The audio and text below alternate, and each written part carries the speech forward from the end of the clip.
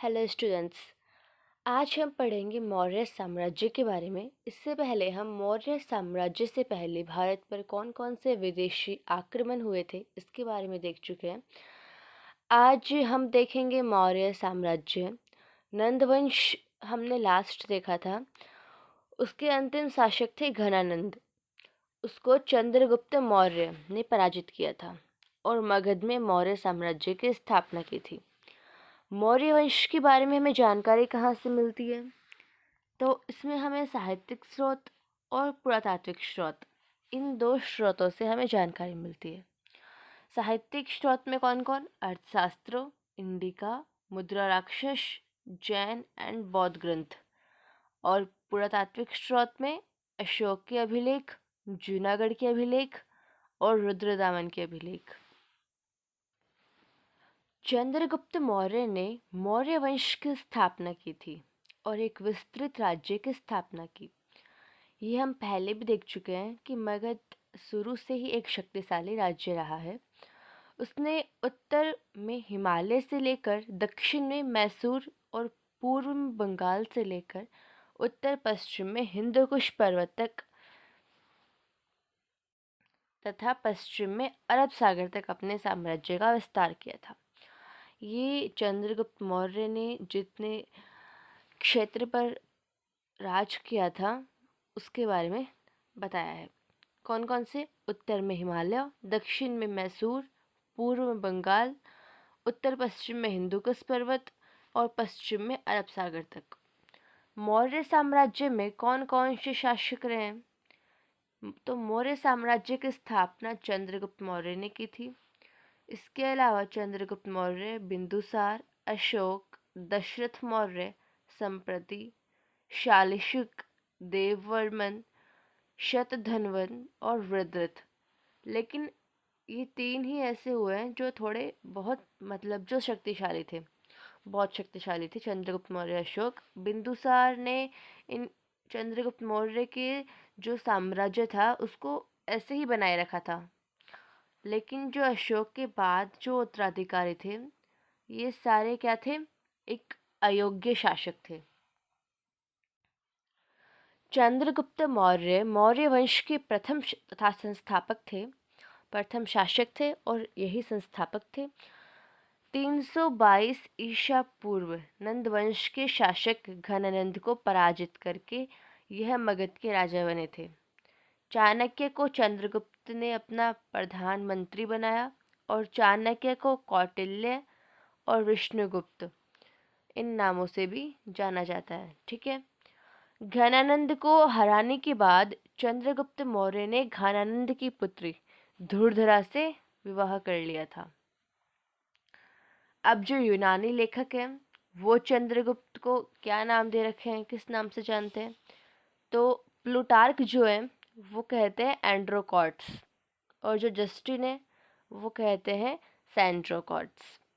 ठीक है, तो हमें कंफ्यूज नहीं होना, एंड्रोकॉट्स और सैंड्रोकॉट्स। यदि इन नाम से क्वेश्चन आते हैं तो वह भी चंद्रगुप्त मौर्य ही है।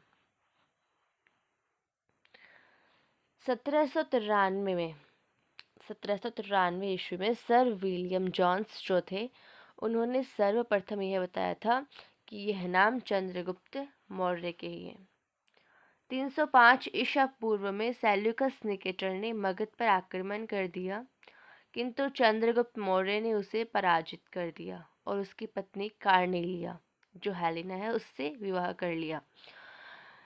आप मुझे ज़रूर बताइएगा कि सेल्यूकस निकेटर कौन था। लास्ट वीडियो मैंने आपको बताया था सेल्यूकस निकेटर के बारे में। अगर आपको याद है तो कमेंट जरूर कीजिएगा। युद्ध की शर्तों के अनुसार सेल्यूकस निकेटर ने 4 प्रांत लिए थे। कौन से? काबुल, कंधार, हेरात, मकरान। ये चंद्रगुप्त मौर्य को दिए थे। तो ये क्वेश्चन एग्जाम में बहुत आ जाता है कि सेल्यूकस निकेटर ने कौन से 4 प्रांत दिए थे संधि, जो उनकी युद्ध जो हुए थे उनकी शर्तों के अनुसार। तो काबुल, कंधार, हेरात और मकरान। और उसकी पुत्री कौन थी? कार्नेलिया हेलेना, जिससे चंद्रगुप्त मौर्य ने विवाह किया था। आगे देखें, चंद्रगुप्त मौर्य ने 500 हाथी सेल्यूकस निकेटर को भेंट में दिए थे। सेल्यूकस निकेटर ने अपना राजदूत मेगास्थनीज को चंद्रगुप्त के दरबार में भेजा था। इससे पहले अभी आपने देखा कि हमें इंडिका से जानकारी मिलती है, साहित्यिक स्रोत जो है, उस इंडिका जो बुक है, पुस्तक है, उसकी रचयिता कौन है? मेगास्थनीज।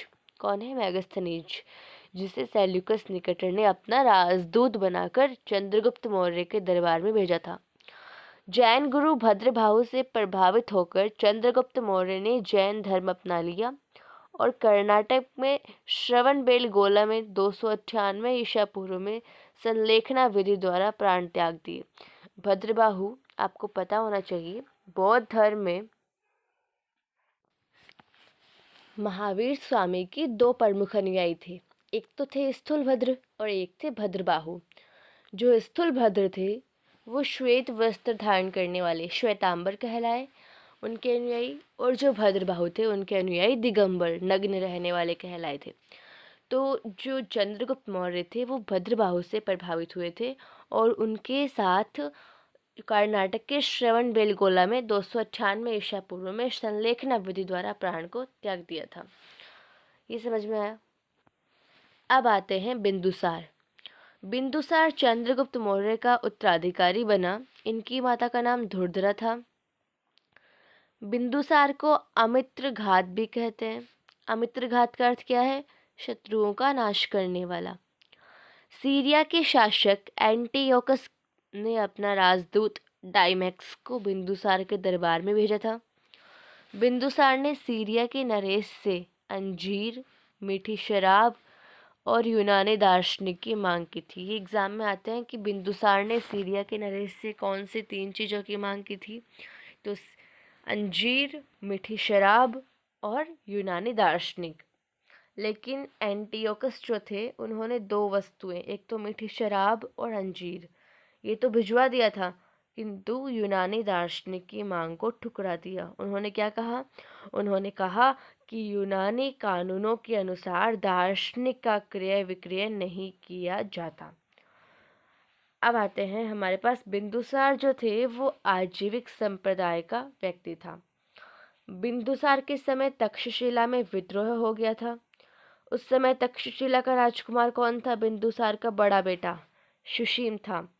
वह विद्रोह के दबाने में, तो फिर जब उनका बिंदुसार जो है, उनका छोटा बेटा था अशोक, उसे वह उस समय अवंती का राज्यपाल बना रखे थे। तो उन्होंने विद्रोह को दबाने के लिए अशोक को भेजा और अशोक ने बड़े ही क्रूरतापूर्वक से विद्रोह को दबा दिया। ठीक है। बिंदुसार की मृत्यु के बाद अशोक मगध के सिंहासन पर बैठा। अब देखते हैं अशोक के बारे में, ये काफ़ी इम्पोर्टेंट है। अशोक का जन्म 304 ईसा पूर्व पाटलिपुत्र में हुआ था। बौद्ध ग्रंथों के अनुसार अशोक ने राजा बनने के लिए अपने 99 भाइयों की हत्या की थी। 269 ईसा पूर्व अशोक का राज्याभिषेक हुआ। अशोक की माँ का नाम क्या था? शुभद्रांगी। राज्याभिषेक के 8वें वर्ष पश्चात 261 ईसा पूर्व में अशोक ने कलिंग पर आक्रमण कर दिया और कलिंग को जीत लिया। पर कलिंग में हुए भीषण नरसंहार को देखकर अशोक का हृदय क्या हो गया? परिवर्तित हो गया। और कहते हैं कि यह अशोक की अंतिम लड़ाई थी, अंतिम युद्ध था कलिंग का युद्ध। इसके बाद से यह धार्मिक मार्ग पर आ गए थे। इसके बाद अशोक ने बौद्ध धर्म अपना लिया और बौद्ध धर्म की शिक्षा अशोक को किसने दी थी? उपगुप्त ने दी थी। अशोक का बौद्ध धर्म उसका व्यक्तिगत धर्म था। उसने कभी भी बौद्ध धर्म को राजकीय धर्म घोषित नहीं किया। अशोक ने बौद्ध धर्म के प्रचार के लिए अपने बेटे महेंद्र और बेटी संघमित्रा को श्रीलंका भेजा था। अशोक ने आजीवक संप्रदाय के लोगों के लिए गया में बराबर की पहाड़ियों में 4 गुफाओं का निर्माण करवाया था। आजीवक संप्रदाय हमने देखा था, बिंदुसार जो था वो आजीवक संप्रदाय से था। ठीक है। ये आ जाता है, जो अशोक है उनका राज्याभिषेक 269 ईसा पूर्व में हुआ था, लेकिन उनका राज्यारोहण 273 ईसा पूर्व हुआ था। अशोक की जो राजनीतिक उपलब्धियां हैं वह है कलिंग की विजय। अब देखते हैं कलिंग के युद्ध के बारे में। तो अशोक के अभिलेख से जानकारी मिलती है कि यह युद्ध राज्याभिषेक के 8वें वर्ष बाद लड़ा गया, यानी लगभग 261 ईसा पूर्व। जानकारी 13वां जो वृहत शिलालेख है उससे मिलती है। और कलिंग की राजधानी कहाँ, जो वर्तमान उड़ीसा है, वहाँ पर हुई थी। युद्ध के कारण क्या थे? साम्राज्यवादी, व्यापार वाणिज्य की अनुभूत, हाथियों के लिए प्रसिद्ध था। कई जगह हमें जानकारी मिलती है कि कलिंग के युद्ध में 35% जनसंख्या प्रभावित हुई थी। और इस युद्ध के बाद अशोक ने धम्म घोष की नीति अपनाई थी। धम्म क्या है? धम्म प्राकृत भाषा का शब्द है, संस्कृत में इसे धर्म कहा जाता है। अशोक ने अपनी प्रजा के कल्याण के लिए नैतिकता से संबंधित जो नियम लागू किए उन्हें अशोक का धम्म कहा जाता है। अशोक ने कलिंग युद्ध के बाद युद्ध घोष के स्थान पर धम्म घोष का नारा दिया था। और उस युद्ध की विनाश लीला के बाद ही अशोक के द्वारा धम्म का प्रतिपादन किया गया। अशोक ने अपने दूसरे स्तंभ में एक लेख लिखा है, कियम चू धम्म, अर्थात धम्म क्या है। तो फिर अशोक ने इसका उत्तर 7वें स्तंभ लेख में दिया था। क्या लिखा? उपासीनवे बहुकयाने दया दाने सचे सोचे माधवे साधवे चट। इसका मतलब क्या हुआ? तो अल्प पाप, बहुत कल्याण, दया, दान, सत्यता, मृदुता, साधुता, ये सब क्या है? धम्म है। अब हम देखते हैं आसीन्व क्या है। आसीन्व का मतलब पाप या फिर बुरे कर्म कौन कौन से हैं जो अशोक ने धम्म में बताए हैं। चंडीय यानी प्रचंडता, निठूल्य यानी निष्ठुरता, क्रोधे यानी क्रोध, माने यानी घमंड, ईर्ष्या यानी ईर्ष्या। तो अशोक के धम्म के अनुसार उक्त 5 बातें आशीन्व के नाम से जानी जाती हैं, जिन्हें किसी भी व्यक्ति के द्वारा नहीं करना चाहिए। आज का वीडियो हम यही कंप्लीट करते हैं। नेक्स्ट वीडियो में हम मौर्य साम्राज्य का पार्ट 2 देखेंगे, जिसके अंदर हम धम्म के प्रचार के लिए अशोक के कार्य, अशोक के स्तंभ लेख के बारे में, तृतीयक बौद्ध समिति के बारे में, अशोक ने जो 14 अभिलेख बनाए थे उनके बारे में देखेंगे। मौर्य साम्राज्य में प्रमुख अध्यक्ष कौन कौन से होते थे, वहाँ की सैन्य व्यवस्था, सामाजिक व्यवस्था, मौर्यकालीन वास्तुकला, इन सभी के बारे में हम नेक्स्ट वीडियो में देखेंगे। तब तक के लिए चैनल पर बने रहिए, वीडियो को लाइक कीजिए, चैनल को सब्सक्राइब कीजिए और किस तरह की वीडियो इसके लिए आप मुझे कमेंट कर सकते हैं। All the best.